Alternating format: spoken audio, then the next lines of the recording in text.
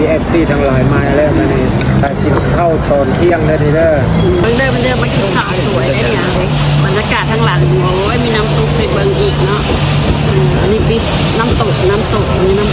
เต็มไม่ห้านอาหารอร่อยแล้วมากินอยู่ไอคอนสวามถ้าผมเป็นห้านอาหารเนี่ยไปกินฟุตกอดเพราะเป็นตะกินเสียเงินทิมราคาแพงกินอาหารกับราคาทอกันก็ต่างกันไหน เอฟซีทั้งหลายมาเด้อกินหมูเป็ดโตได้ยังไงเพราะหมูนี่มีแต่ทรงตีนนึงบูมัน เอา หาย จับมันกระลำหมูหันมันแล้วหันหัว เรีย แท ก น หัวมันนี่ Pizza. โรยเด็กดู Det är kul det där. แบบพันเซหนังหมู Sticker in det så sticker det inte. Sticker. หมูหันนี่มันมีหมูดอกมันไม่สบายอันนี้ของห้องว่ะ